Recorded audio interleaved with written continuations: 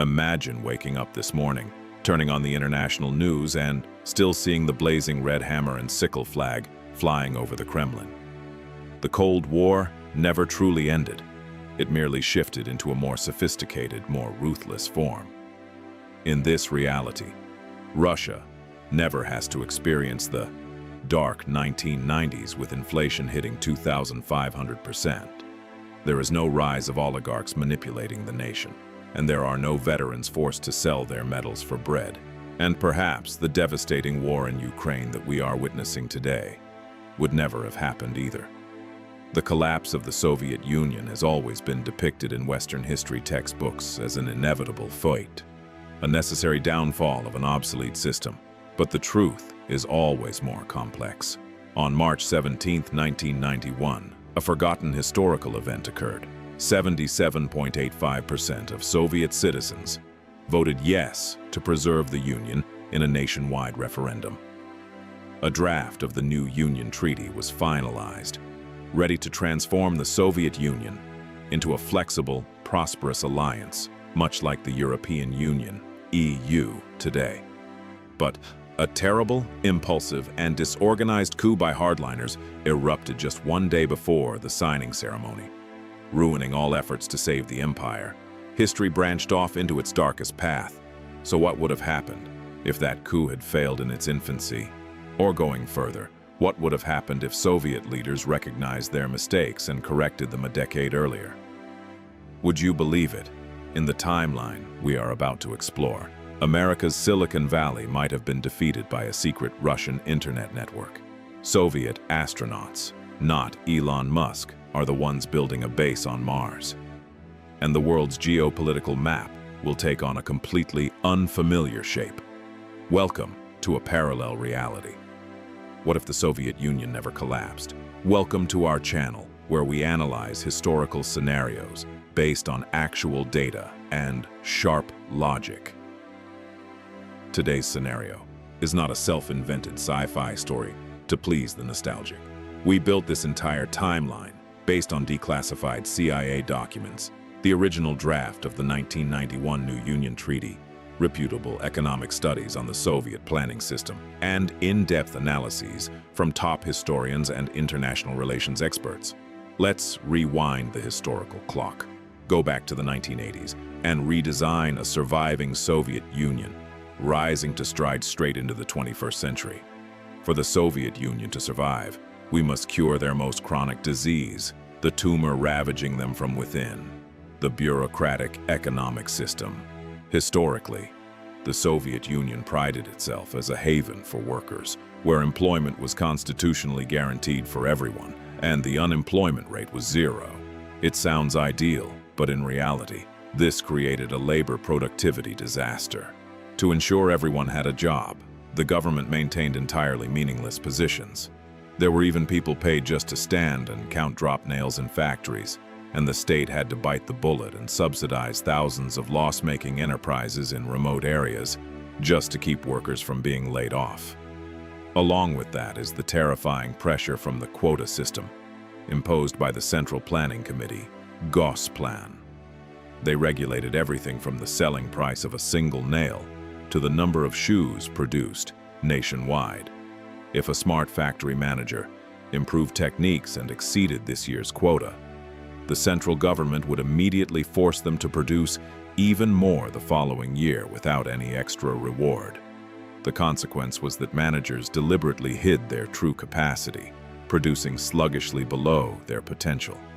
The reward for hard work was harder work, a mindset that suffocated all creativity. In our hypothetical scenario, leader Mikhail Gorbachev comes to power about 18 months earlier. Suppose his predecessor, Yuri Andropov, passed away sooner due to a severe illness. With more time on his hands, Gorbachev would look to the neighboring country and apply a strategy identical to the economic miracle Deng Xiaoping was executing in China.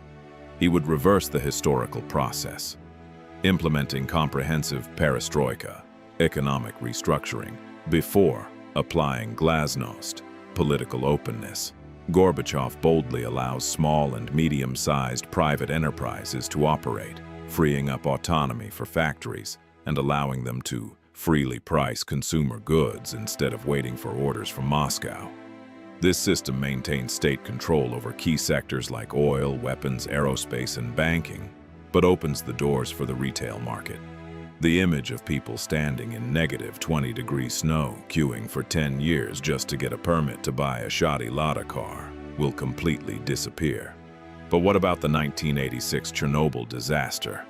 In real history, the poor cover-up by the bureaucratic apparatus turned this incident into the final nail in the Soviet Union's coffin, stripping away billions of dollars in recovery costs and burning public trust to ashes. In this new timeline, with an economy gradually becoming more transparent and a younger, more flexible leadership, Chernobyl might still explode due to the RBMK reactor design flaw. However, the reaction speed will be entirely different. Instead of hiding it for days so the radioactive cloud could drift all the way to Sweden, Moscow would immediately declare an international state of emergency, evacuate Pripyat within the first 12 hours and call for technical assistance from the West. Handling the crisis transparently not only saves tens of thousands of lives from radiation exposure and saves a mountain of compensation money, but paradoxically turns the Soviet Union into a responsible nation in the eyes of the international community. The Chernobyl crisis becomes a life or death test, proving the effectiveness of the reforms. The second reason the Soviet Union collapsed was that they overspent wildly on their war machine. In the 1970s and 1980s, military spending accounted for an insane level, 40% to 60% of the entire federal budget, equivalent to about 15% of the national GDP. For context, the US today spends the most money on its military in the world, but it only accounts for about 3.5% of GDP. The Soviet Union drained its own lifeblood to feed a massive, unnecessary army. In particular, the 9-year grueling war in Afghanistan became a black hole, draining money, young lives, and international prestige. Thousands of soldiers died in battle, and tens of thousands returned disabled, carrying post-traumatic stress disorder. In this timeline, Gorbachev, who already fully grasped the dire budget reports early on, will make a life-or-death decision. Withdraw all troops from the Afghan quagmire as early as 1984, instead of dragging it out to 1989. This decisive action is like a surgical scalpel, removing a malignant tumor, bringing 3 massive, immediate benefits. First, it frees up billions of dollars every year to pump directly into capital-starved factories to upgrade technology. Second, it saves the lives of tens of thousands of Soviet youths, neutralizing the smoldering wave of outrage among mothers across the country. These returning veterans are integrated into an opening economy. They open carpentry workshops and bakeries instead of becoming mercenary gunmen for ruthless Russian mafia gangs like in real life. Third, the early withdrawal is a brilliant diplomatic gift. It appeases the West and normalizes relations with China, creating momentum for large-scale nuclear disarmament treaties, allowing the Soviet Union to confidently downsize its military personnel without fearing security threats. The money is there, the economy is running, but the structure of a massive superpower comprising 15 republics with hundreds of ethnic groups is fracturing. This is the time we must redesign the shape of the country. To prevent bloody secessions, Gorbachev manages to sideline the hardliners and successfully signs the new Union Treaty in August 1991. This landmark document transformed the rigid Soviet Union into a new entity called the Union of Sovereign States. Make no mistake, this is an incredibly smart and flexible geopolitical chess move. Instead of an absolute micromanaging central Moscow, this new structure resembles a loose cooperative alliance, bonded by mutual interests. The 9 largest republics, including Russia, Ukraine, Belarus, and the resource-rich Central Asian nations, enjoy immense autonomy. They determine their own local laws, elect their own leaders, collect their own taxes, and develop their economies according to regional strengths. However, They still share a federal president, a unified foreign policy, a powerful military for self-defense, and most importantly, share a common currency, the ruble. But what about the countries that adamantly demanded independence? The Baltic states, Estonia, Latvia, Lithuania, along with Moldova, Georgia, and Armenia, had long despised Moscow's control and resolutely boycotted this treaty. In our alternate history scenario, instead of sending tanks to crush protests, the Soviet leadership makes concessions. They agree to let the Baltic countries leave peacefully. This is a strategic breakup, boldly cutting off links that no longer wish to remain attached, which are agonizing and costly in terms of security, helps the Soviet Union preserve its most powerful core assets.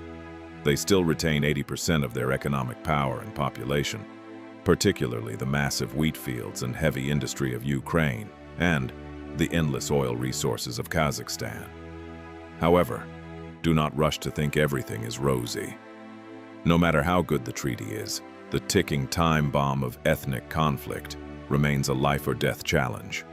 The most typical is the Nagorno-Karabakh cauldron, where Armenians and Azerbaijanis slaughter each other over territorial disputes. In this reality, the new Soviet Union will not turn a blind eye.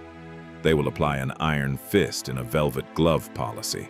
A neutral federal army would immediately establish a strict demilitarized zone, crushing any spontaneous militias from both sides with overwhelming firepower. All internal border disputes are frozen and resolved at the negotiating table in Moscow. This process is painful, costly, and carries authoritarian undertones, but it successfully prevents the catastrophic civil wars and ethnic cleansing that bloodied the entire Caucasus region during the 90s in real history. Ukraine in this timeline will safely develop instead of falling into the vortex of a torn geopolitical battlefield. Recall that in March 1991, in real life, 81.69% of Ukrainians voluntarily voted to join this new union. If this scenario succeeds, Ukraine's economy is forecast by experts to be twice as large as its current reality. They possess the brilliant Antonov aerospace industry, endless wheat fields, and do not have to suffer the devastation of any cruise missiles. Now fasten your seatbelts, because we are entering the craziest and most fascinating part of this scenario, the tech war. Few people know that the Soviet Union once held the opportunity to create a global internet network before the Americans.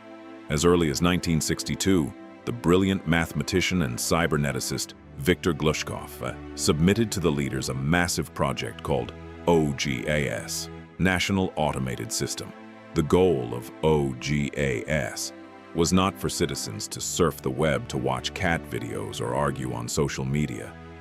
It was designed to connect tens of thousands of massive computer centers across Soviet territory, from Moscow to the freezing Siberia. This system collected and processed data to manage and optimize the entire planned economy in real time.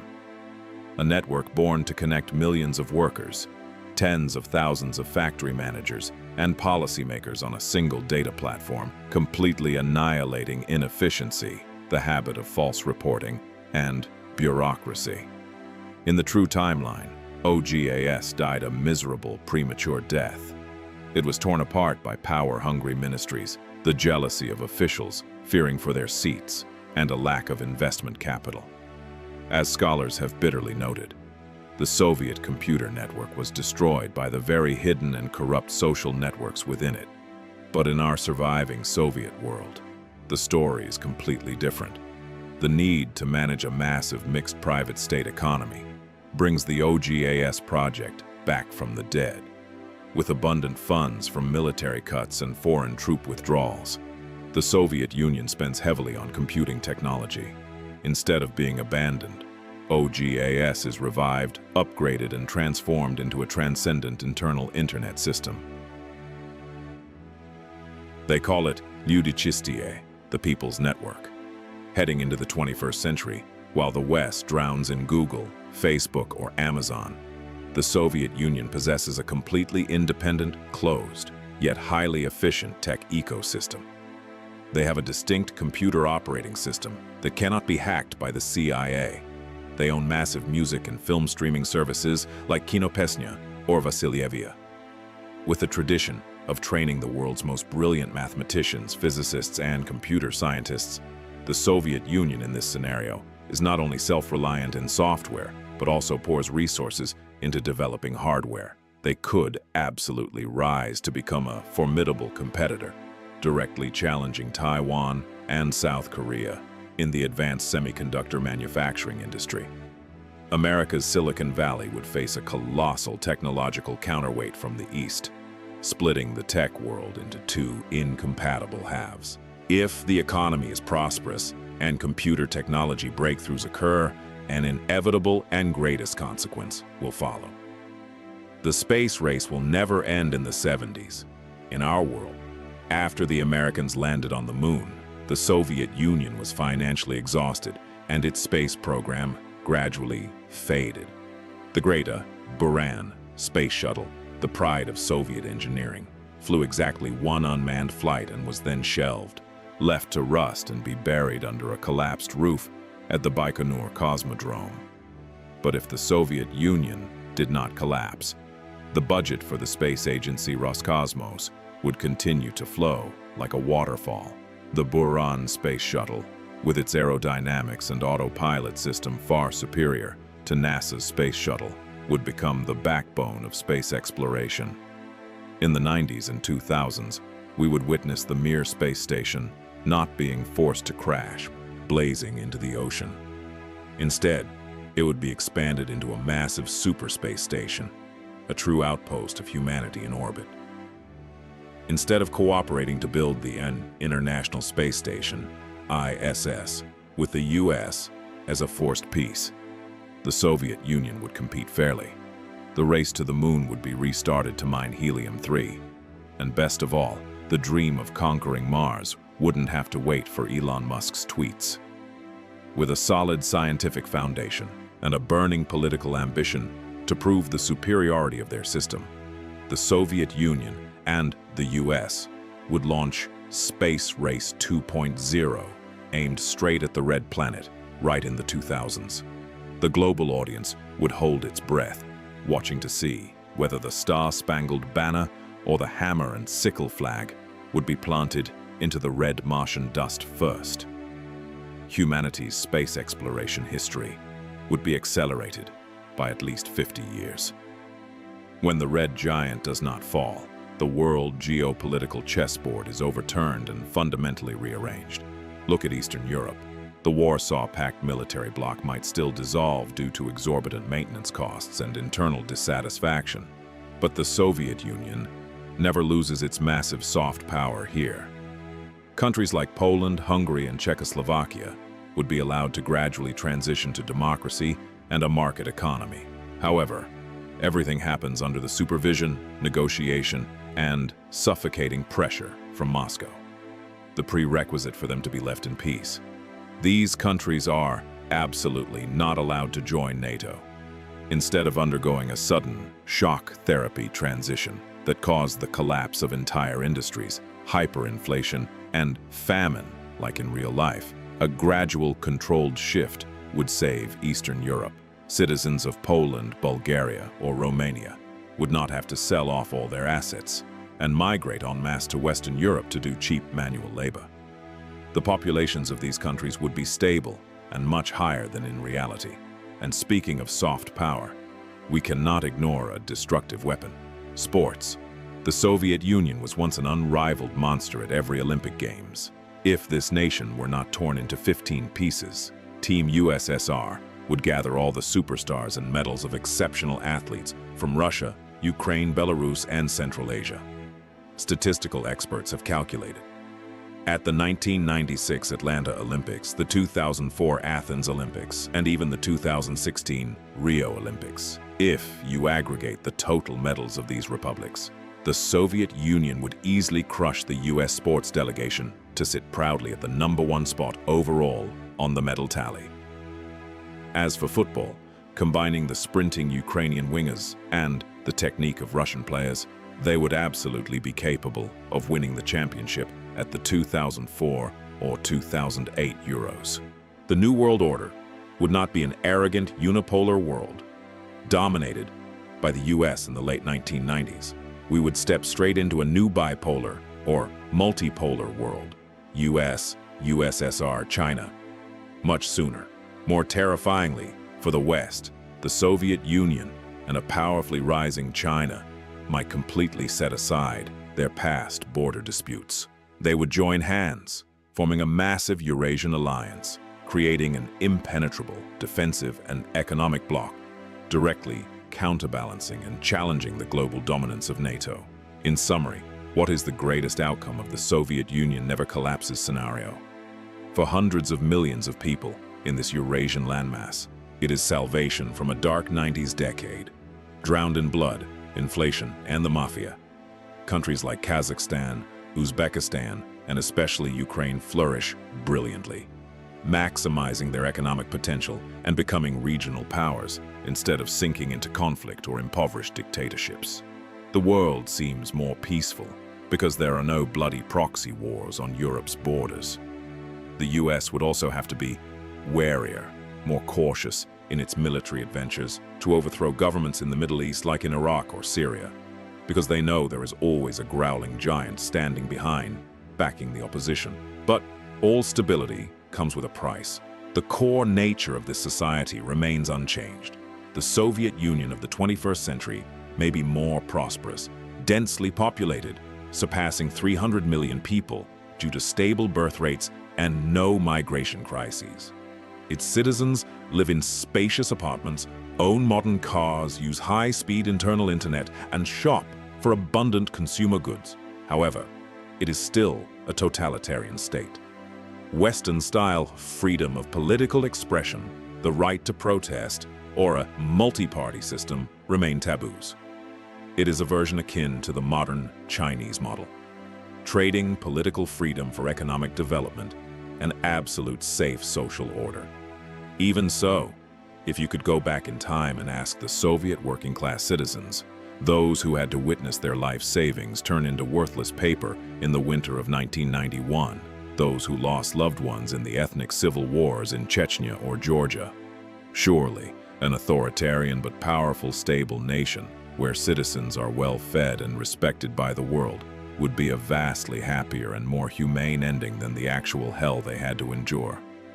Great history has no room for the word if, but dissecting and analyzing scenarios like this helps us realize a chilling truth. The survival of super empires is sometimes incredibly fragile. A delayed signature, a failed coup day, an early troop withdrawal decision, and the fates of billions of souls diverge onto a completely different timeline. So what about your opinion? Do you think the world today would truly be more peaceful, more diverse, or would it become a suffocating prison if the Soviet Union still existed and allied with China? Would a closed Russian internet network be powerful enough to choke the creativity of Silicon Valley? And would you want to live in a world where you witness Soviet astronauts waving from the surface of Mars? Leave your debatable thoughts right down in the comments section. We read and respond to all your sharp perspectives.